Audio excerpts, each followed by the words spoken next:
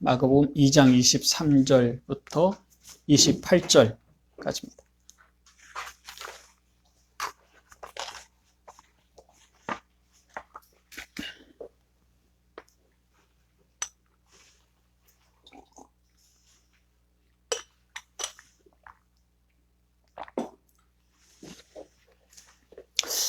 제가 읽겠습니다.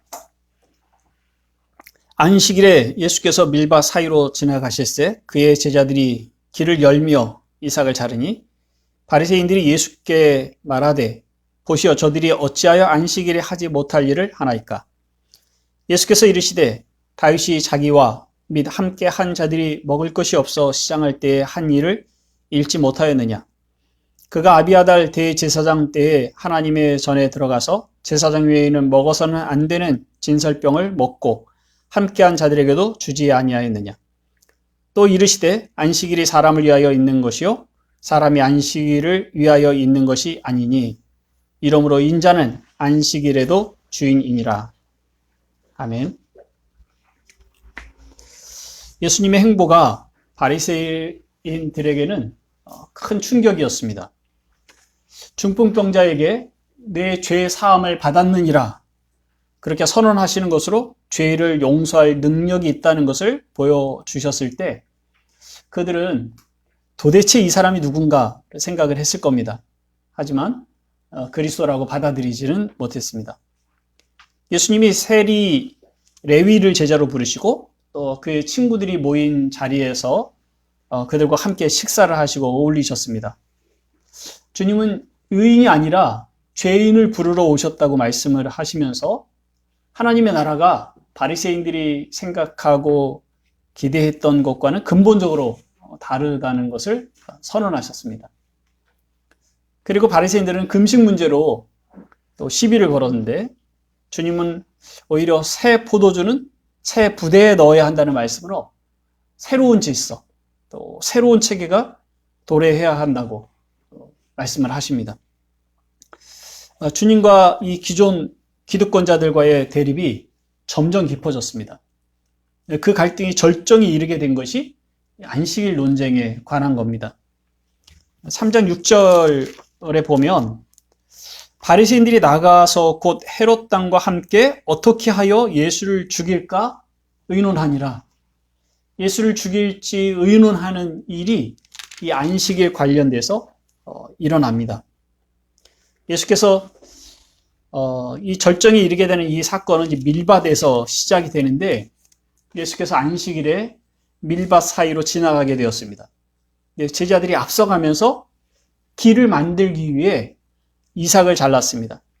요즘같이 밭과 밭 사이에 그 뚝이 있어서 사람들이 걸어 다니는 그런 길이 아니었던 모양입니다. 넓은 밀밭에 앞서가는 사람이 길을 내고 또 그 길을 쫓아가는 그런 그림이 연상이 됩니다. 근데 앞서가면서 길들을 내기 위해서 그 이삭을 자르니까 그걸 보고 있던 바리새인들이 보시오 저들이 어찌하여 안식일에 하지 못할 일을 하나이까 이렇게 묻습니다. 그들이 보기에 제자들이 이삭을 자르는 그 행위는 추수에 해당되었습니다. 물론 그들이 사실상 추수를 한 것은 아니지만 그러나 이삭을 자르는 그 행위가 추수에 해당된다고 본 겁니다. 마태복음에는 제자들이 이 이삭을 자른 사연이 무엇인지를 기록합니다.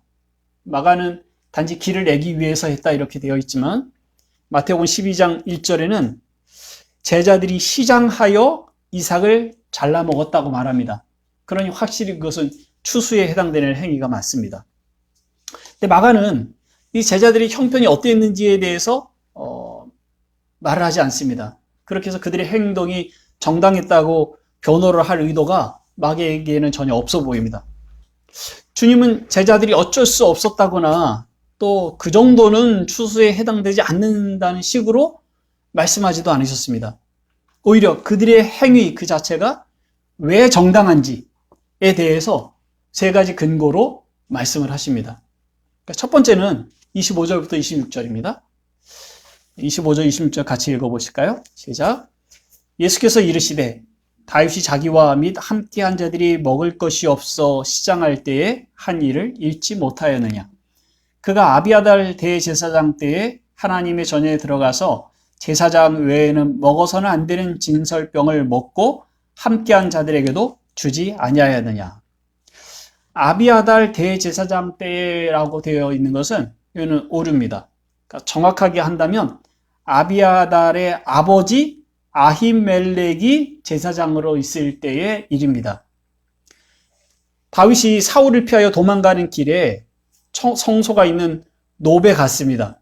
다윗이 그 성소로 들어가서 먹을 것을 달라고 했을 때에 아히멜렉 제사장이 성소에는 먹을 것이 없고 지금 성소의 진설대, 그러니까 늘 떡 12덩어리를 성소 안에다 올려놓습니다.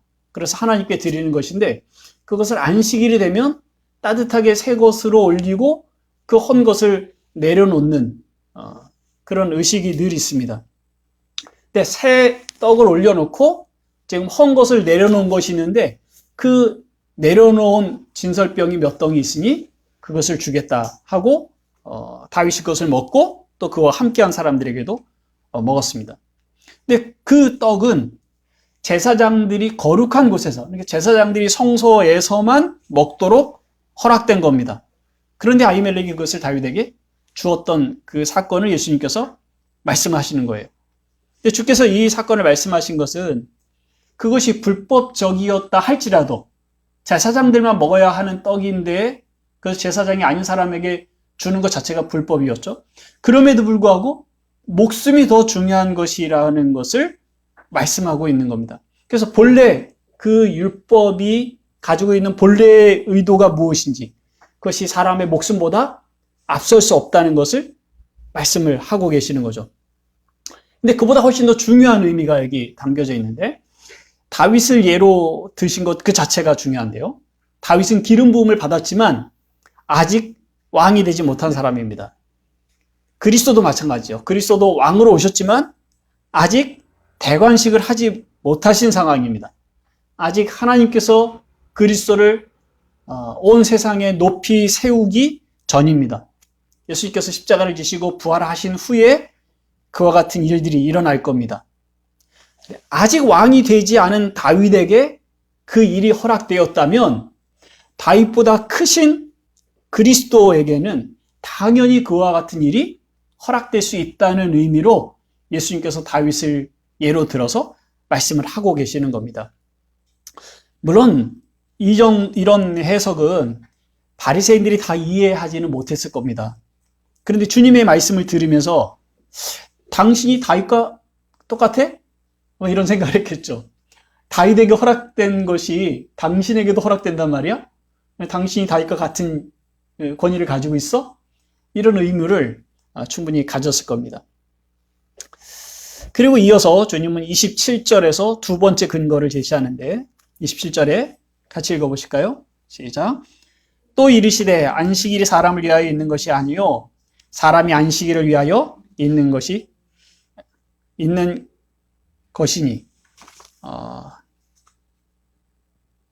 다시 읽겠습니다. 또 이르시되 안식일이 사람을 위하여 있는 것이요 사람이 안식일을 위하여 있는 것이 아니니.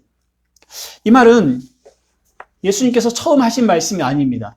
이미 유대인들이 이와 같은 그 안식일에 대한 해석을 알고 있었습니다. 유대교의 랍비들이 출애굽기에 대한 해설을 한 문서가 있는데 메킬타라고 하는 문서가 있습니다. 그 문서 안에는 이런 내용이 있습니다. 안식일이 네게 맡겨져 있는 것이지 네가 안식일에 맡겨져 있는 것이 아니다. 안식일이 사람에게 맡겨진 것이지 사람이 안식일에 맡겨져 있는 것이 아니다. 이런 내용의 해설이 있습니다. 그래서 사람과 안식일을 비교할 때 사람이 훨씬 중요하다는 것을 이미 유대인 랍비들이 가르쳐 왔던 겁니다.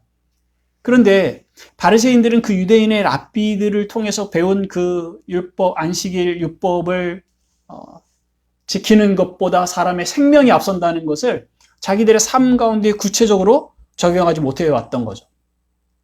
특히 그리스도를 대적하려는 그 완고한 마음 때문에 그러한 가치가 전혀 눈에 들어오지 않았던 겁니다. 그래서 주님은 결론적으로 이렇게 말씀을 하십니다. 28절에 이러므로 인자는 안식일에도 주인이니라. 이러므로 인자는 안식일에도 주인이니라.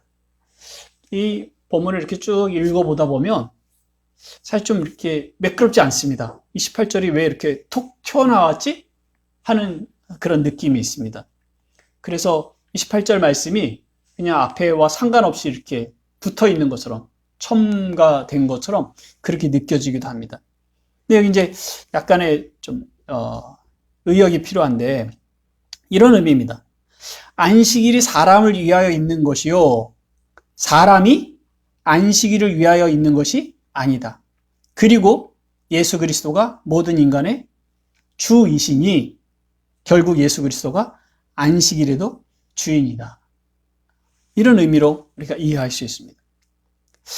예수 그리스도가 안식일의 주인이시다라고 하는 말에 두 가지 의미가 담겨져 있는데요.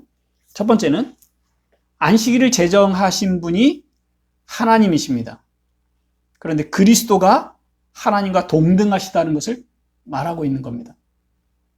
모세를 통해서 십계명을 주실 때 네 번째 계명에 안식일을 기억하여 거룩히 지키라 이렇게 말씀되어 있습니다. 그런데 그 안식일의 계명은 모세가 줄 때 처음 있었던 것이 아니에요. 안식일의 근거는 창조로 갑니다. 창조 때부터 주신 명령을 십계명에 담아 주시면서 확인하신 겁니다. 하나님께서 세상을 6일 동안 창조하시고 일곱째 되는 날에 쉬셨습니다. 창세기 2장 2절 3절 말씀에요. 하나님이 그가 하시던 일을 일곱째 날에 마치시니 그가 하시던 모든 일을 그치고 일곱째 날에 안식하시니라. 하나님이 그 일곱째 날을 복되게 하사 거룩하게 하셨으니 이는 하나님이 그 창조하시며 만드시던 모든 일을 마치시고 그날에 안식하셨음이라. 그날을 복되게 하시고 거룩하게 하셨다고 말씀합니다. 거룩하게 하셨다는 다른 날들과 구별되게 하셨다는 의미가 있죠. 안식하셨다는 것은 아무것도 하지 않았다는 의미가 아닙니다. 하나님께서 만드신 모든 세상을 보존하시고 통치하시는 일을 계속하십니다. 모든 생명을 먹이시고 그 모든 것을 생명의 법칙을 따라 움직이게 하십니다. 일곱째 날의 그 안식일은 하나님께서 세상을 창조하시고 다스리시며 또 우리는 그의 백성이요 그의 돌보신 가운데 있다는 사실을 기억하고 하나님을 경배하는 자로 살아가야 한다라는 상징이 그 일곱째 날에 담겨져 있습니다. 출애굽을 한 이스라엘 백성에게 그들에게 아직 십계명이 주어지기도 전에 하나님께서 주신 명령은 안식일을 지키라는 겁니다. 만나를 주실 때에도 일곱째 날에는 만나를 허락하지 않으시고 여섯째 날에 2배를 취하고 일곱째 날은 거두러 나오는 것 자체를 쉬게 하셨습니다. 그러면서 안식일이 얼마나 복되고 거룩한지를 구별하여 섬기라고 알려주신 거죠. 그 이후에 십계명을 통해서 그것을 확인해 주십니다. 그 안식일을 통해서 백성들에게 무엇을 얻겠다고 하시는 게 아니죠. 하나님께 뭐가 필요해서 그래 백성들이 안식일을 지키는 것이 하나님에게 어떤 유익이 되는 것이 아니라 백성 그들에게 유익이 되게 하는 겁니다. 그리고 그 안식으로 백성들을 이끄시겠다는 하나님의 뜻이 담겨 있습니다. 그리고 백성들도 하나님께서 이끄시는 그 안식에 들어가겠다는 소망을 가지고 살아가게 하시는 겁니다. 그리고 그들에게 주어진 첫 번째 안식은 안식일 말고 구체적으로 그들이 소망했던 첫 번째 안식은 가나안 땅입니다. 가나안 땅은 여호수아를 통해서 허락하신 이스라엘의 안식의 장소입니다. 그들이 노예로 살아가는 것이 아니라 그 땅의 백성으로 그 땅을 다스리는 자들로 살아가게 됩니다. 하지만 이스라엘 백성은 가나안 땅에 들어가서 진정한 안식을 얻지 못했습니다. 그들은 하나님을 온전히 섬기지 않았고 우상의 종이 됐죠. 우상을 섬기면서 하나님을 떠나 징계를 받습니다. 그래서 여전히 그들에게는 안식에 들어가야 하는 일이 남아 있습니다. 그 안식은 단순히 아무것도 하지 않거나 평안하게 쉬는 것이 아니라 혹은 일하지 않고 여행만 다니는 것, 혹은 요즘 얘기하는 것처럼 은퇴 후에 그리고 조기 은퇴 이후에 여유로운 삶을 살아가는 것, 그것을 안식으로 말하지 않습니다. 하나님은 일을 마치시고 안식에 들어간 것이 아니라 지으신 세상을 보존하시고 통치하시는 그런 안식에 들어가셨습니다. 그리스도께서도 하나님이 일하시니 나도 일한다, 그렇게 말씀하셨어요. 그러니까 하나님의 나라가 계속 확장되어 가도록 일을 하고 계시는 겁니다.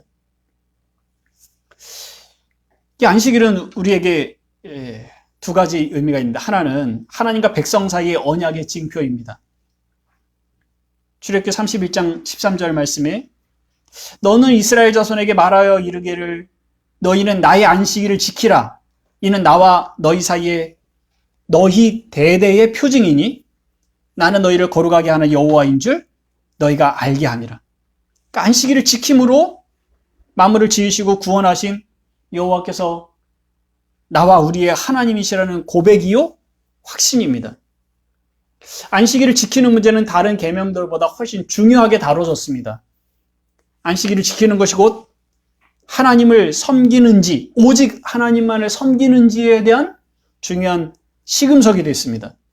그래서 이스라엘의 선지자들을 통해서 하나님께서 선지자들을 통해서 이스라엘을 책망하실 때에 그들이 물론 우상을 섬긴다는 문제도 자주 거론이 됐지만 안식일을 지키지 않는 문제로 그들이 책망을 받은 일이 많습니다. 그는 그 안식일 안에 그 안식일을 어떻게 의식적으로 잘 지켰느냐 안 지켰느냐에 대한 문제가 아니라 오직 하나님만을 여호와 하나님만을 하나님으로 섬겼느냐 하는 문제가 그 안에 담겨져 있던 겁니다. 그래서 안식일 그 자체가 하나님과 백성 사이의 언약 관계임을 나타내는 분명한 징표입니다. 그것은 지금 우리에게도 마찬가지죠. 두 번째로 안식일은 영원한 안식에 대한 예시입니다. 안식에 참여한다는 것은 가장 복되고 행복한 일을 말하는 겁니다. 이스라엘 백성이 가나안 땅에 들어가는 것을 히브리서 4장에서 안식이라고 표현을 했는데 그 땅을 차지하고 정착하여 살아가는 것은 쉬는 일이 아니죠. 도시를 이루는 겁니다. 국가를 이루고 살아가는 겁니다. 그런데 그것을 안식이라고 표현을 한 겁니다. 하나님의 통치 가운데 살아가는 것이 안식입니다. 일을 하지 않는 것이 아니라 가나안 땅에 그들이 들어갈 때 얼마나 많은 수고의 일들을 해야 되겠습니까? 얼마나 많은 일들을 체계를 잡고 성을 쌓고 외부의 침입으로부터 자기를 막기 위해서 군사력을 키우는 그런 일들도 있었겠죠. 그러나 그 모든 일들이 하나님의 통치 아래에 있었기 때문에 그것을 안식이라고 말할 수 있는 겁니다. 그래서 지금 우리도 같은 안식을 얘기해야 됩니다. 안식은 하나님의 통치 아래에 사는 겁니다. 이스라엘 백성에게 최고의 안식, 최고의 행복이 하나님의 통치 아래에 있었던 것처럼 우리의 안식도 하나님과 친밀히 교제하는 것, 인간으로 하나님의 형상이 온전히 회복되어 하나님과 교통하여 살아가는 것, 하나님의 백성으로 살아가는 것, 그것이 진정한 안식입니다. 안식을 복으로 선언하신 분은 하나님이십니다. 그래서 엄밀한 의미에서 안식일의 주인은 하나님이시죠. 그런데 예수께서 안식일의 본질에 대해서 말씀하실 때 인자가 안식일에도 주인이다, 그렇게 말씀을 하시는 것을 통해서 그리스도 자신이 하나님과 동등되신 분이라는 것을 선언을 하고 있습니다. 그러면서 동시에 그 안식에 들어가기 위해서 그리스도를 통해서만 들어가야 한다는 것, 그래서 그리스도께 나아오라는 요 초청이 이 안에 담겨져 있는 겁니다.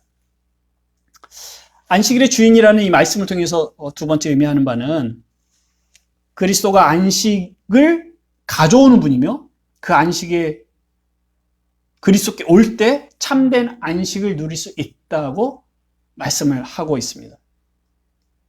마태복음 11장 28절부터 30절에 수고하고 무거운 짐진 자들아 다 내게로 오라. 내가 너희를 쉬게 하리라. 나는 마음이 온유하고 겸손하니 나의 멍에를 메고 내게 배우라. 그리하면 너희 마음이 쉼을 얻으리니 이는 내 멍에는 쉽고 내 짐은 가벼움이라 하시니라. 그리스도께서 그에게 오시는 이들에게 안식을 주시는 분이라고 선언을 하고 있는 거죠. 그렇게 볼 때 우리는 이미 그리스도 안에서 안식을 누리는 자들입니다. 우리는 그리스도의 안식에 들어온 사람들입니다. 우리가 안식일의 주인이신 그리스도께 나오지 않았습니까? 그리스도를 믿고 그에게 와서 배우지 않습니까? 그리스도와 함께 멍에를 메고 그리스도와 보조를 맞춰서 살아가고 있지 않습니까? 물론 완전한 의미에서는 그렇지 않습니다. 우리는 완전한 의미에서 안식을 누리지 못합니다. 그것은 새하늘과 새 땅으로 이루어진 그 하나님의 나라에 들어가서 누리게 될 겁니다. 그렇지만 이미 그 안식에 우리는 들어왔고 그 안식을 누리고 있습니다. 두 가지 면에서 그러는데, 죄와 사망의 권세에 매여 있는 우리들이 자유를 얻었습니다. 골로새 1장 13, 14절에 그가 우리를 흑암의 권세에서 건져내사 그의 사랑의 아들의 나라로 옮기셨으니 그의 아들 안에서 우리가 속량 곧 죄사함을 얻었도다. 우리의 죄가 사해졌습니다. 죄와 사망으로 우리를 조종하던 사탄의 권세에서 우리가 자유를 얻었습니다. 우리는 죄와 사망의 법 아래 살아가는 것이 아니라 생명의 성령의 법 아래에서 살아가고 있습니다. 우리에게는 이미 안식이 주어졌습니다. 또 한 면은 우리는 성령으로 살고 성령의 인도를 받습니다. 신자는 태어날 때 받았던 그 본래의 영이나 본래의 마음을 가지고 살아가고 있지 않습니다. 성령 안에서 새롭게 된 영과 새롭게 된 마음을 가지고 살아갑니다. 우리가 몇 주 동안 봤던 것처럼 신자는 성령으로 삽니다. 성령이 주신 그 생명과 은혜 안에 살아가고 있습니다. 그래서 성령으로 살아가라고, 성령을 따라 행하라고 요청을 받고 또 그 요청을 쫓아 살아가는 것이 신자의 삶입니다. 우리는 육체의 욕심을 따라 한없이 하나님에게서 멀어지고 자기의 욕망을 채우려다가 깊은 수렁에 빠져서 헤어나지 못하는 그런 지경에까지 이르는 일은 없습니다. 왜냐하면 성령께서 우리 안에 계셔서 우리를 위하여 끊임없이 하나님의 뜻을 따라 간구하시고, 하나님은 성령의 기도를 들으셔서 우리를 성령의 이끄심대로, 성령의 욕심대로, 성령이 바라는 대로 우리를 이끌어 가실 거기 때문입니다. 그것이 신자의 안식에 놓여 있는 신자의 상태입니다. 히브리서 4장 10절에 이미 그의 안식에 들어간 자는 하나님이 자기의 일을 쉬심과 같이 그도 자기의 일을 쉬느니라. 하나님이 자기의 일을 쉬심과 같이 우리도 쉰다. 하나님과 같은 자리에 들어간다고 말을 합니다. 우리의 수고와 애씀을 내려놓고 하나님의 섭리, 하나님의 인도하심에 전적으로 자기를 맡겨서 그 지혜와 능력 안에서 감사하며 기쁨을 누리고 살아가는 것이 신자들의 삶이고, 지금 우리가 그것을 어느 정도 또 누리고 살아가고 있습니다. 안식은 하나님께서 우리를 위하여 예비하신 것이고, 또 그것이 상속되는 것처럼, 유산이 상속되는 것처럼 우리의 수고와 애씀이 없음에도 불구하고 우리에게 물려집니다. 최근에 제가 제인 오스틴의 오만과 편견을 청취를 했는데, 그것이 시대적인 배경이 1800년대입니다. 1800년대 영국의 지주 계급에 속한 사람들의 결혼 이야기를 담고 있습니다. 근데 그 시대 여성들이 안정된 결혼 생활을 하느냐 그렇지 않느냐는 그 부모로부터 얼마나 많은 재산을 상속받느냐 하는 것과 관련이 됩니다. 여성이 부모로부터 많은 재산을 물려받으면 그 재산에 어울리는 남편의 지위와 또 그의 재산이 결정이 됩니다. 그래서 비슷한 사람들끼리 만나서 결혼을 하는 그런 당시의 분위기를 보여줍니다. 근데 지금도 우리 부모로부터 유산을 물려받으면 비교적 안정된 출발을 합니다. 근데 그렇지 않으면 정말 혼자 애써서 이뤄내야 되죠. 그래서 참 버겁고 어려운 일입니다. 그런데 유산은 부모가 다 돌아가신 후에 받는 것이지만 사실은 살아계신 동안에도 우리는 계속 부모의 도움을 받습니다. 그것이 상속이라는 이름으로 또 불리든지 아니면 단지 부모의 도움이라는 이름으로 베풀어지든지 간에 자녀들은 끊임없이 부모의 도움을 받으면서 살아갑니다. 지금 이제 결혼을 준비하는 사람들이 부모의 도움이 없이 그냥 오로지 자기의 힘으로 결혼을 한다 그러면 굉장히 버겁고 힘들어 하죠. 그래서 결혼 자체를 포기하는 그런 이들도 많이 있다고 합니다. 굉장히 안타깝고 어려운 일인데, 그럼 어쨌든 이 유산이 가지고 있는 그 풍요로움이 무엇인지는 잘 보여주고 있죠. 그런데 이건 영적인 면에서도 마찬가지입니다. 신자는 하나님 나라의 상속자로 부름을 받았습니다. 그런데 하나님이 유산으로, 하나님이 돌아가셔서 우리에게 베풀어지는 것이 아니라 하나님의 기업에, 하나님의 산업에 우리가 초대되어 그것을 누리도록 부르심을 받은 겁니다. 로마서 8장 17절에 자녀이면 또한 상속자, 곧 하나님의 상속자요 그리스도와 함께한 상속자니, 이렇게 말합니다. 신자는 이미 하나님의 기업에 참여한 자가 됐는데 우리가 수고하지 않은 것을 그 부모가 이룬 것이 그 풍요가 우리에게 오는 것처럼 하나님이 이루신 그 풍요 안에 우리가 들어가서 그 풍요를 마음껏 누리고 살아가도록 부르심을 받은 존재입니다. 그런데 그 하나님이 우리에게 주시는 그 상속분은 하나님의 나라는 말로 계속 표현이 되어 왔죠.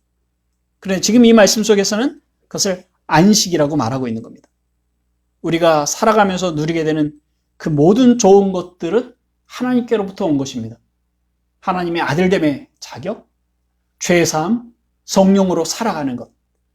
그 안에 속해 있는 우리의 삶에 필요한 모든 것들, 모든 환경들, 좋은 사람들, 우리가 기쁘게 배우는 일들, 우리가 만족스럽게 하는 일들, 우리에게 주신 은사, 교회, 좋은 신자들, 이 모든 것들이 하나님께서 안식 안에 들어온 사람들에게 누리게 하시는 은혜입니다.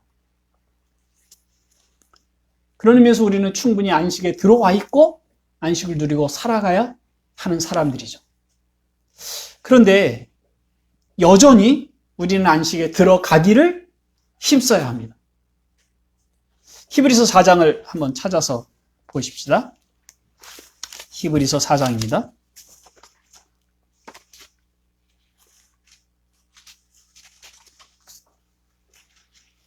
4장 11절입니다. 같이 읽어보실까요? 그러므로 우리가 저 안식에 들어가기를 힘쓸지니 이는 누구든지 저 순종하지 아니하는 본에 빠지지 않게 하려 함이라. 안식에 들어가기를 힘쓰라고 말합니다. 어떤 이들은 순종하지 아니함으로 그렇지 못하다고 말하고 있는 겁니다. 안식이 최고의 복이고 행복 아닙니까? 그럼 당연히 그 안식에 들어가기를 힘써야 하는 것이죠. 그런데 순종하지 않는 사람들이 안식에 들어가지 못한다고 말하고 있습니다. 안식에 들어가기 위해서 얼마나 노력해야 하는가, 그런 생각을 하게 됩니다. 어떻게 순종해야 하지? 얼마나 순종을 해야 안식에 들어갈 수 있지? 이런 생각을 하게 되죠. 안식을 주신 하나님과의 관계, 하나님께서 안식을 주신 목적이 무엇인지, 그것은 우리를 유익해 하려는 것인데, 그런 것은 잊어버리고 우리는 안식을 형식적으로 지켜가는 일에 좀 익숙해 있습니다. 약간은 바리새인들이 가지고 있는 그 가치관에 좀 닮아 있죠. 보수적으로 신앙생활을 하는 분들은 안식일에 돈을 썼는지, 돈을 써야 하는지, 여행을 다녀야 되는지, 요즘은 이제 워낙 비대면 시대라 주의를 끼고 여행을 다니는 일들이 좀 굉장히 수월해졌습니다만, 이런 일들에 여전히 마음에 불편하거나 그런 일들이 있습니다. 온 종일 어떻게 하면 하나님을 예배할 것인지 또 그렇게 해야 된다고 생각하시는 분들도 있습니다. 요즘 이제 젊은 사람들이나 요즘에는 그렇게 생각하는 사람이 별로 없겠지만 여전히 주일 예배를 내가 어떻게 형식적으로 잘 참석했는지 그렇지 않는지를 먼저 생각하는 거죠. 근데 그것이 잘못은 아닙니다. 형식이 없이 내용만 생각할 수는 없습니다.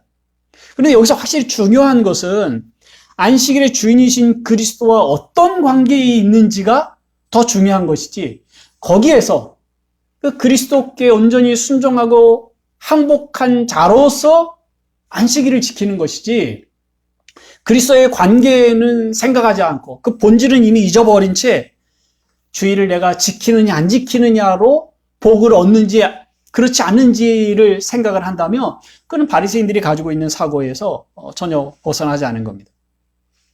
히브리서는 우리가 어떤 항목에 순종하기를 힘써야 하나님이 주시는 안식에 들어갈 수 있다, 이렇게 말하고 있는 것이 아닙니다. 히브리서 4장에서 그 말씀과 순종의 의미가 무엇인지를 좀 생각해 보려고 합니다. 4장을 몇 군데를 좀 같이 읽겠습니다. 1절, 2절 보십시오. 히브리서 4장 1절, 2절. 시작. 그러므로 우리는 두려워할지니 그의 안식에 들어갈 약속이 남아 있을지라도 너희 중에는 혹 이르지 못할 자가 있을까 함이라. 그들과 같이 우리도 복음 전함을 받은 자이나 들은 바 그 말씀이 그들에게 유익하지 못한 것은 듣는 자가 믿음과 결부시키지 아니함이라. 안식에 들어갈 약속이 있는데 안식에 이르지 못하는 사람이 있습니다. 그 이유는 그들이 들은 말씀을 믿음으로 받지 않았기 때문에 그렇습니다. 그 들은 말씀, 그들에게 전한 복음을 믿음으로 자기 것으로 적용하지 못했다, 그런 말씀입니다. 그리고 6절 말씀 보세요. 6절, 7절에 그러면 거기에 들어갈 자들이 남아 있거니와 복음 전함을 먼저 받은 자들은 순종하지 아니함으로 말미암아 들어가지 못하였으므로 오랜 후에 다윗의 글에 다시 어느 날을 정하여 오늘이라고 미리 이같이 일렀으되 오늘 너희가 그의 음성을 듣거든 너희 마음을 완고하게 하지 말라 하였나니. 그러니까 복음을 먼저 들은 사람들, 이제 구약의 사람들을 말합니다. 그리고 광야의 삶을 살았던 그 이스라엘 백성을 말합니다. 그들은 복음 전함을 먼저 받았는데 순종하지 않아서 안식에 들어가지 못했습니다. 가나안 땅에 들어가지 못하고 광야에서 죽었던 것을 말합니다. 그러므로 하나님의 음성을 들을 때에 마음을 완고하게 하지 않아야 한다고 말합니다. 그러면 하나님의 말씀을 듣고 순종하는 것은 가능할까요? 우리는 그 광야에 있는 백성들처럼 혹은 다윗이 말하고 있는 것처럼 하나님의 말씀을 들을 때 완고하게 하지 말고 그 말씀을 지켜 행하라 라는 그런 말씀을 들을 때 과연 우리는 성경의 가르침을 듣고 다 행할 수 있는 그런 능력이, 그런 실력이 있는가? 우린 불기둥과 구름기둥을 보고 만나를 먹고 40년을 산다면, 그리고 하나님께서 그들의 대적을 치시는 것을 본다면 우리는 하나님을 떠나지 않을 거야. 분명히 그 말씀을 지킬 거야, 이렇게 생각을 합니다. 그들이 참 어리석게 생각이 되는 것이죠. 그런데 12절 말씀 보겠습니다. 12절, 13절. 하나님의 말씀은 살아있고 활력이 있어 좌우의 날선 어떤 것보다도 예리하여 혼과 영과 및 관절과 골수를 찔러 쪼개기까지 하며 또 마음의 생각과 뜻을 판단하나니 지으신 것이 하나도 그 앞에 나타나지 않을 것이 없고 안음이 없고 우리의 결산을 받으실 이의 눈 앞에 만물이 벌거벗은 것 같이 드러나느니라.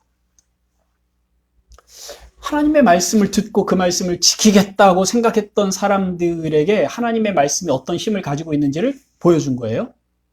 그 말씀이 어떤 역할을 합니까? 그 말씀은 살아있고 좌우에 칼이 양날인데 좌우 날이 아주 예리하게 서서 그것이 영과 혼과 관절과 골수를 찔러 쪼개기까지 할 정도로 예리하고 그 우리의 마음과 생각을 판단해서 그것을 다 드러낸다고 말합니다. 지킬 수 있는 말씀이라고 얘기하고 있는 거예요. 불가능하다고 말하고 있는 겁니다. 우리의 마음의 생각과 뜻을 다 드러내시는 그 말씀을 우리가 접하면서 이것을 제가 잘 따르겠습니다 하는 마음을 가질 수 있겠습니까? 그렇지 않죠. 그 말씀을 우리가 지키라, 그걸 하나하나 따라가라고 하신 것이 아니라 그 말씀의 의도는 우리가 할 수 없는 자임을 고백하게 하는 겁니다. 하나님, 제가 할 수 있는 것이 아니라 하나님이 이루시는 겁니다 라는 고백을 하는 거예요.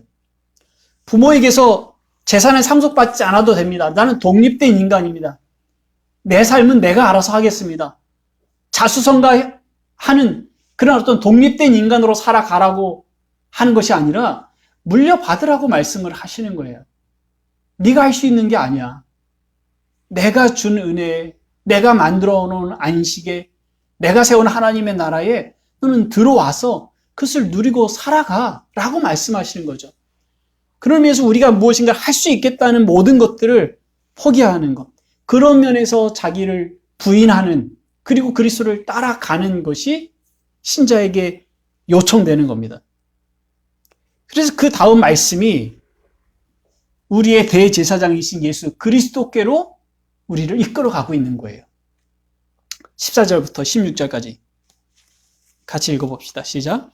그러므로 우리에게 큰 대제사장이 계시니 승천하시니 곧 하나님의 아들 예수시라. 우리가 믿는 도리를 굳게 잡을지어다.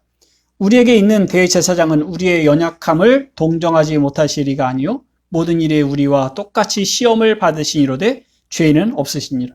그러므로 우리는 긍휼하심을 받고 때를 따라 돕는 은혜를 얻기 위하여 은혜의 보좌 앞에 담대히 나아갈 것이니라. 우리는 할 수 없지만, 우리는 연약하지만 우리의 대제사장 그리스도가 우리를 위하여, 우리를 대신하여 우리의 중보자가 되어 하나님 앞으로 나아갑니다. 우리는 그리스도 안에서 하나님의 보좌에 담대히 나아갑니다. 그래서 거기서 하나님으로부터 풍성한 은혜의 샘물을 마시게 됩니다. 그러니까 우리가 순종해야 하는 것은 다른 어떤 말씀이 아니라 그리스도 그분에게 순종을 하는 겁니다. 우리가 어떤 말씀을 지킴으로 거기에 들어갈 자격을 얻는 것이 아니라 우리가 하나님의 말씀에 벌겨벗겨져서 우리 힘으로 할 수 없다는 사실을 인정하고 우리를 위하여 하나님께서 세우신 대제사장 그리스도를 따라 그리스도를 우리의 삶의 주인으로 인정하고 그를 쫓아 안식에 이르는 그 길에 들어서는 것, 그것이 우리에게 요구되는 순종입니다. 그리스도를 바라보고 깊이 바라보고 살아가는 것, 그것이 우리의 안식입니다.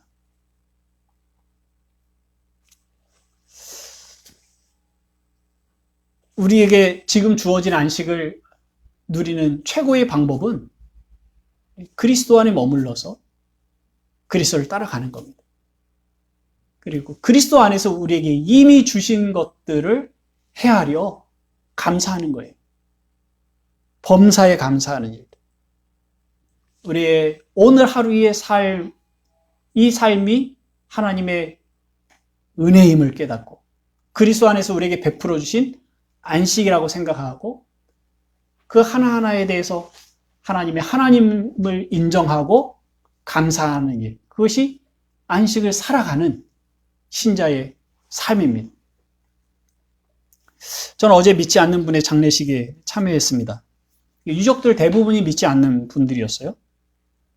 그리고 아직 50대 중반의 가장이었습니다. 세상에서뿐만 아니라 내세에도 소망이 없는 사람들 앞에 서서 간단히 제가 복음을 전할 기회가 있었습니다. 근데 그들과 함께 있으면서 예수 그리스도를 믿는 것이 그리스도 안에서 죽는 것이 얼마나 복된지를 다시 한번 확인했습니다. 저도 한 달 전에도 중년의 신자가 죽는 자리에 있었습니다. 매우 슬프고 힘든 자리였지만 그러나 거기는 소망이 있었습니다. 남아있는 사람들에게도 소망을 말할 수 있었고 위로를 말할 수 있었습니다.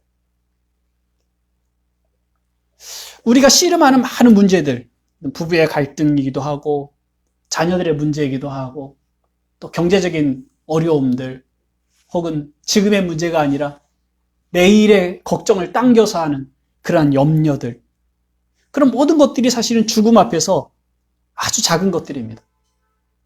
근데 이미 우리는 그 죽음을 넘어선 그리스도 안에서 하나님의 안식에 들어와 있습니다. 이 영적인 부요함을 여러분들이 확인하시고 그 부요함을 가지고 살아가십시오. 이미 여러분들이 복된 자라, 하나님의 안식에 들어온 사람이라는 생각을 가지고, 그 확신을 가지고 그것을 주장하면서 살아간다면 여러분들이 살아가는 삶의 어느 곳에서든지가, 어떤 조건에서든지 여러분들이 복된 삶으로 나타날 겁니다. 영적인 부요함이 실제로 여러분의 삶의 부요함으로, 그것이 반드시 경제적으로 넉넉함으로 올 수 있는지에 대해서는 다 다르겠지만, 그러나 여러분의 삶 자체를 풍요롭게 할 것입니다. 그러한 복으로 여러분을 부르셨다는 것을 믿음으로 살아가시기 바랍니다. 함께 기도하겠습니다. 하나님 아버지, 우리가 자주 바리새인들과 같이 무엇을 행함으로 어떤 자격을 얻으려고 하는 그런 노력들을 합니다. 그래서 그 가치관에서 잘 벗어나지 못해서 늘 부족하고 연약하고 무엇인가를 해서 이루어야 할, 부모가 없이 홀로 이 세상에 버려진 사람의 수고와 애씀을 생각할 그러한 내용으로 살아가는 일들이 저희들에게 있음을 고백합니다. 그러나 하나님, 우리를 고아와 같이 버려두지 아니하시고 성령께서 우리 안에 거하시고 그와 더불어 삼위 하나님께서 우리 안에 거하셔서 우리를 하나님의 것으로, 하나님과 동행하는 자로, 복된 자로 저희들을 부르셨습니다. 그리고 그와 같은 자로 지금 이 땅에서 살아가게 하십니다. 우리가 결코 빈약한 자로 살아가고 있지 않음을 알게 해주십시오. 세상이 가지고 있는 가치로 우리를 평가하지 않게 하시고, 세상의 가치로 우리 자신이 주눅들지 않게 하시고, 하나님께서 주신 그 말씀을, 그 복음을 우리에게 믿음으로 확인하며 적용하며, 그래서 하나님 안에서의 그 영적 부요함이 어떠한 건지를 자주 확인하고 그 안에서 감사하며 또 기뻐하며 그것을 말과 행실에서 증거하며 살아가는 저희가 되게 하여 주옵소서. 예수 그리스도의 이름으로 기도하옵나이다. 아멘.